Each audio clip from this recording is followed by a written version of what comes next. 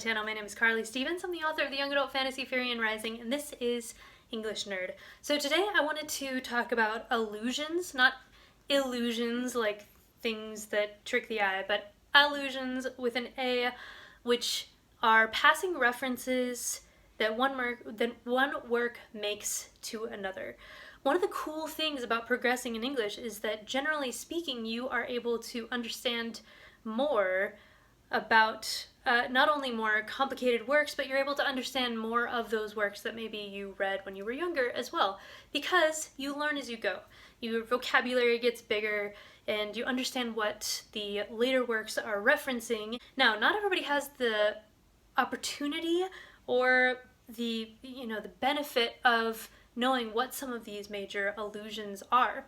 If you know what they are, not only will it enhance your reading experience, but also it will help you with your analysis as well. So if you are in a college level class or an AP class or anything like that, this is meant to be helpful for you, especially if you find yourself trying to play catch up a bit with some of these references that other people might be getting. So here we go.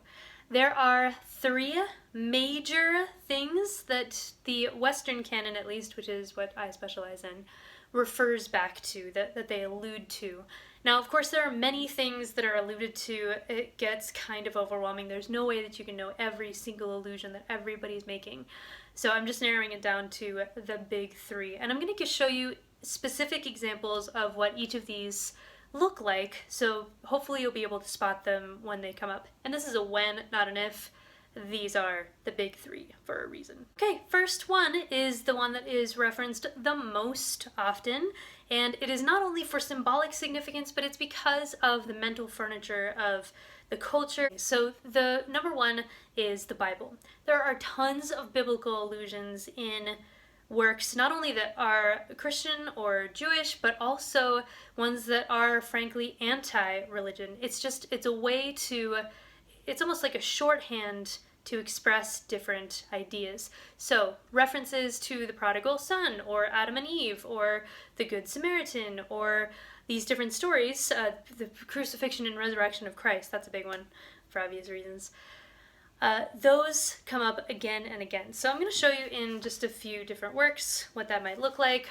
Beowulf references the Bible even though it is about a pagan civilization. So when they first introduce Grendel, who's the first monster that Beowulf has to fight, it says this: that murderous spirit was named Grendel, huge moor stalker, who held the wasteland, fens and marshes, unblessed, unhappy, he dwelt for a time in the lair of the monsters, after the Creator had outlawed, condemned them as kinsmen of Cain.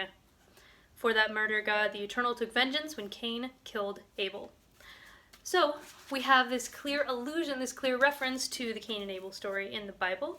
And if you look that up in Genesis, then it adds a certain amount of information to the identity of Grendel that you would not otherwise have had.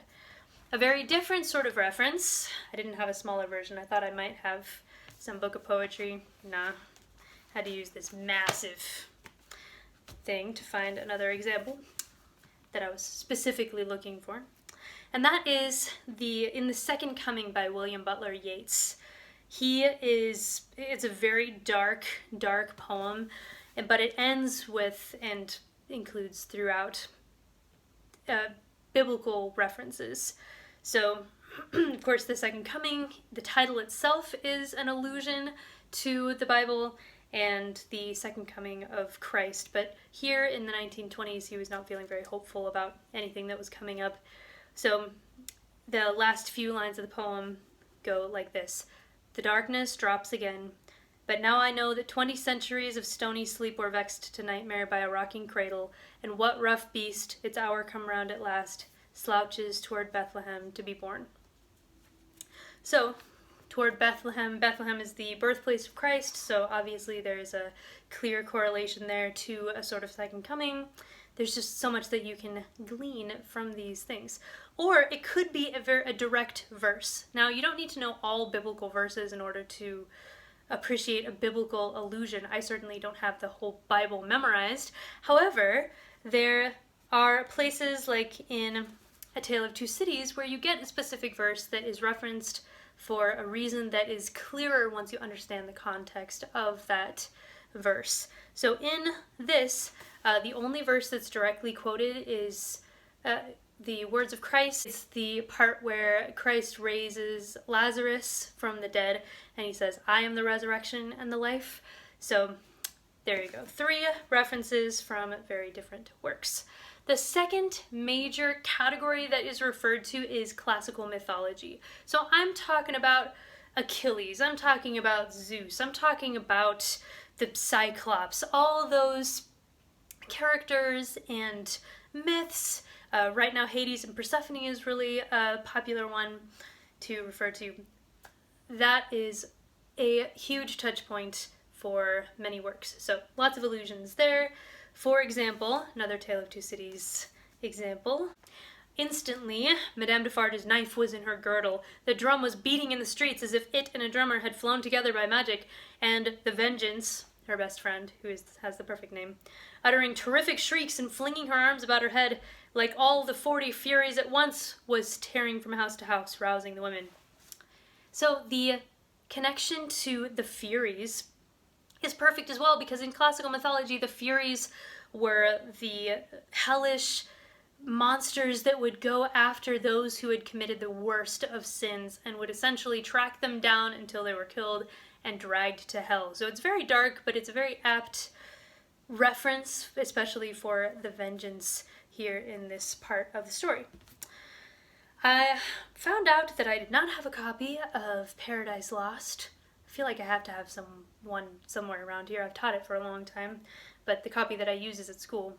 In any case, talk about allusions to classical mythology. Milton uses them all the time. In fact, in book 1, and sorry I don't have it for you, in book 1, he says that he wants to soar above the Ionian Mount, and that is the mountain where the classical muses were said to dwell. And so what he's saying is that he's comparing himself to Homer and Virgil and saying, I want to accomplish something even greater with this poem of mine, which is, that's a lot. I'm glad it worked out for him that he has a well-known poem, because otherwise that would have been a really awkward line. Now, so far, all the examples that I've given you have been fairly highbrow. You know, I have some Dickens, I have some Beowulf, I have some Yeats, but also you hear these classical references in just modern things as well. So there's a song by Switchfoot, the band, if you've heard of them, that's called Faust, Midas, and Myself. Midas is a reference to a mythological king that could turn everything into gold, but if you understand that, then it helps you to understand the context of the song. So classical mythology is number 2.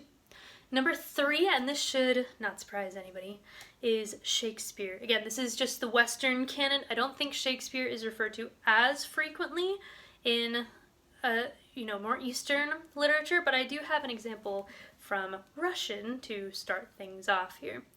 So Shakespeare, in this chapter, just this chapter, there is a reference to Falstaff. Oh my gosh, I can't talk. To Falstaff, who is one of Shakespeare's best-loved characters. He shows up in Henry IV Parts 1 and 2. He shows up in Merry Wives of Windsor because Elizabeth I was not happy that her character was killed off, and so she demanded fan fiction. And then also, in this same chapter, there is another Shakespeare allusion, and it goes like this. But Nicholas had neither Horatio nor Ophelia. He only had his mother. But what can a mother do alone in such circumstances? So if you don't understand who Horatio and Ophelia are, you can still understand the story. I'm not saying that you can't. But it adds a layer of meaning when you understand the relationship that Horatio and Ophelia had to Hamlet in the play. So there you go, from one of Dostoevsky's pleasantly named novels, Devils. Another Hamlet reference, because if you know me, you know that I'm a big fan of the Hamlet reference. In T.S. Eliot's poem, The Love Song of J. Alfred Prufrock, he says, "No, I am not Prince Hamlet, nor was meant to be. Am an attendant lord, one that will do to swell a progress, start a scene or two, advise the prince." And the whole stanza is about how he's not Hamlet, he's this attendant lord. So understanding the context, again, of Hamlet and who he might be referring to enhances our understanding of his poem as well, which is pretty cool. My last example for a Shakespearean reference, and they're not all Hamlet, of course, there's lots of Romeo and Juliet and all of that. My last reference is another not quite so highbrow reference, but if you've been around my channel for a while, you know that I'm a huge fan of Lin-Manuel Miranda's Hamilton, and Hamilton, the character, sings this whole verse about Macbeth. He starts it off saying, "Tomorrow and tomorrow and tomorrow creeps in this petty pace from day to day. I trust you'll understand the reference without my having to name the play." And then he names it anyway. "They think me Macbeth. Ambition is my folly." And he just goes on and says, and then this person is Macduff, and this person is Birnam Wood, and all these things. And if you understand the context of Macbeth and how Hamilton's calling himself another Scottish tragedy, it's interesting. It again enhances the understanding, which is kind of the point of allusions and how they work. There are tons of other references I could have brought in. They're just all over the place, so keep your eyes open for biblical references, mythological references, and Shakespearean references. You won't catch them all. I don't catch them all. It becomes very niche down to just the wording. There's a place where T.S. Eliot uses the phrase before and after, and the way that he uses it, it's clear that he's referring to one of Hamlet's soliloquies. We're not always going to get that level of reference, but understanding a little bit more about those three is going to enhance your reading and analyzing, if that's your jam, experience. So hopefully this was helpful. If you can think of any other references or ideas that might be helpful for the community watching this video, please put them down below. Like this video if you like it. Don't forget to subscribe, and I will see you on Monday. Bye.